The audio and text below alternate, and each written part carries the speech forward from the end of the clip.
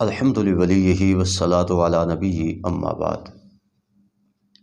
آپ صلی اللہ علیہ وسلم نے ارشاد فرمایا الدعاء مخ العبادہ وفی روایت الدعاء هو العبادہ، کہ دعا عبادت کا مغز اور نچوڑ اور خلاصہ ہے، اور دوسری روایت میں ہے کہ دعا عین عبادت ہے۔ دعا مومن کا ہتھیار ہے۔ دعا کے ذریعے سے انسان کی تمام حاجات اور تمام ضروریات پوری ہو سکتی ہیں، اور یہ بات بھی حقیقت پر مبنی ہے کہ ہر شخص، وہ عام ہو یا خاص ہو، چھوٹا ہو یا بڑا ہو، وہ ضرورت مند اور حاجت مند ہے۔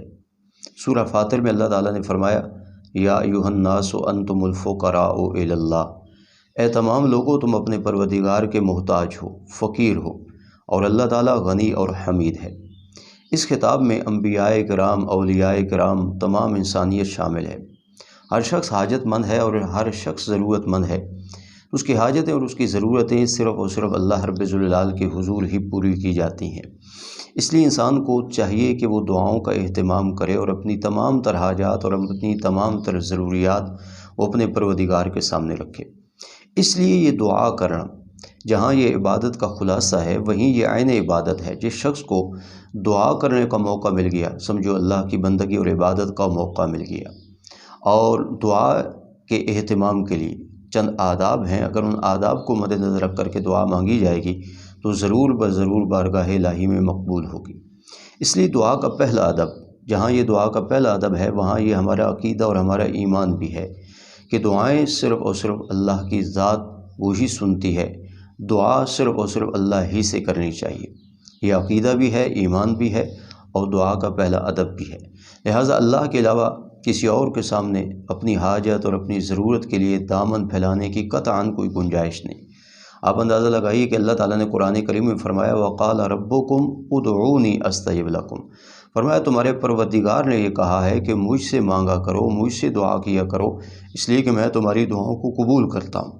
اور قرآن کریم نے یہ بات بتائی ہے کہ اللہ کے علاوہ جن کو پکارا جاتا ہے غائبانہ، ان سے حاجات مانگی جاتی ہیں، ضروریات ان کے سامنے رکھی جاتی ہیں، ان سے دعائیں مانگی جاتی ہیں، فرمایا لا یستجیب لہ الی یوم القیامہ، وہ تو قیامت کی صبح تک اس آدمی کو جواب نہیں دے سکتے۔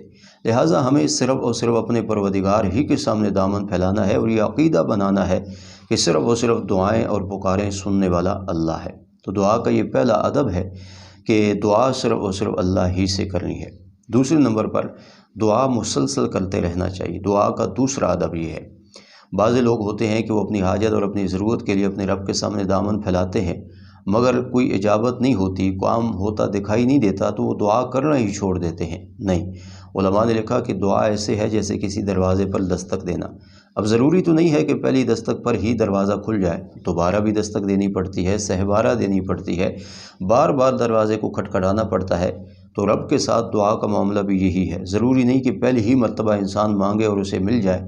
اللہ تعالیٰ کی اپنی حکمتیں ہیں کہ وہ کب انسان کو عطا کرے، اس لیے دعا مسلسل کرتے رہنے چاہیے۔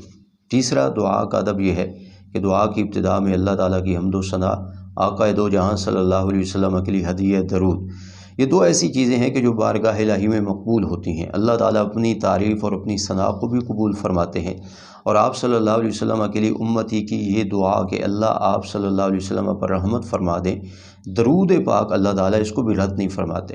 تو ظاہر بات ہے اس کے بعد جو انسان کا اپنا مدعا ہے، اپنی ضرورت ہے، اللہ تعالیٰ اس کو بھی رد نہیں فرماتے۔ اس لیے دعا کے ابتدا میں اللہ تعالیٰ کی حمد و ثنا اور آپ صلی اللہ علیہ وسلم پر درود، اور اس کے بعد اپنا مدعا مانگا جائے۔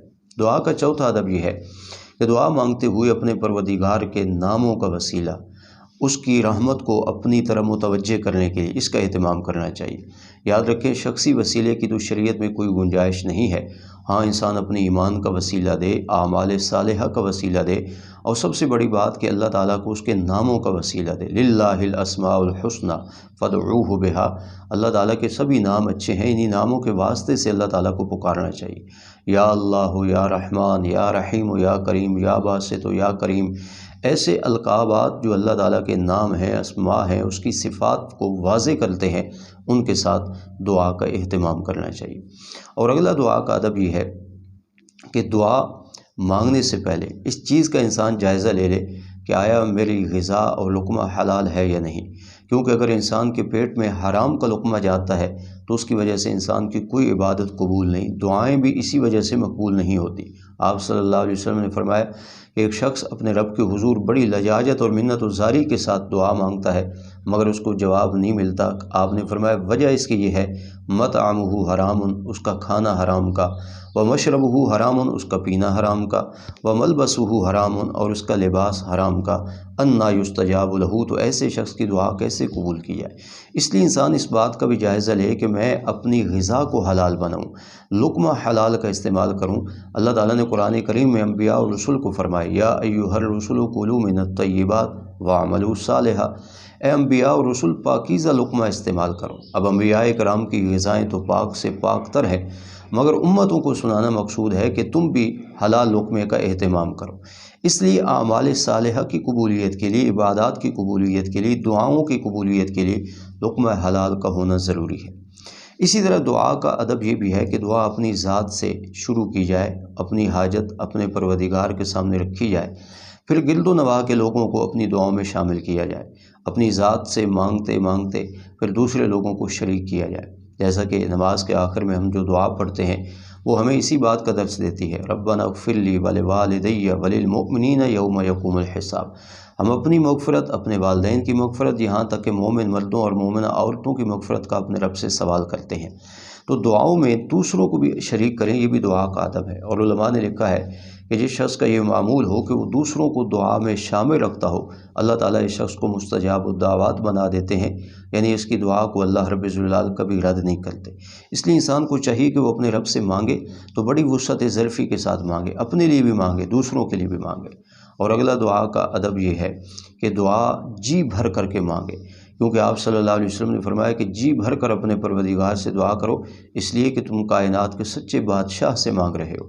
لہٰذا اللہ رب الجلال کی رحمت کو مد نظر رکھتے ہوئے انسان مانگے، اپنے دامن کو اور اپنے ظرف کو دیکھتے ہوئے نہیں، کیونکہ انسان کا دامن اور انسان کا ظرف تو تنگ ہے۔ انسان اپنی ضرورت کے مطابق مانگے گا، مگر اللہ رب الجلال بندے کو اپنی رحمت کے مطابق عطا کرتے ہیں۔ اس لیے دعا جی بھر کر کے کرنی چاہیے۔ تو لہٰذا یہ دعا کے چند آداب ہیں۔ رمضان المبارک کا مہینہ چل رہا ہے، جہاں اور عبادات کا ہمیں موقع میسر ہے، تلاوت، نماز تراویح، روزہ، باقی معمولات، وہیں دعاؤں کا بھی اہتمام کریں اور لمبی لمبی دعائیں کریں اپنے پروردگار سے۔ اور یہ دعا مانگتے رہنا ہی مومن کا ہتھیار اور مومن کا شیوا ہے، جس میں انسان کی اپنی احتیاجی اور اپنے پروردگار کی شان بے نیازی کا ذکر ہے کہ ہم محتاج اور فقیر ہیں اور وہ اللہ تعالیٰ غنی ذات ہے۔ اس لیے فقیر کا کام ہے کہ وہ مانگے، محتاج کا کام ہے کہ وہ دامن پھیلائے، اور اس غنی ذات کے فیصلے ہیں کہ وہ اسے عطا کرے۔ اس لیے ہمیں دعاؤں کے اہتمام کی ضرورت ہے۔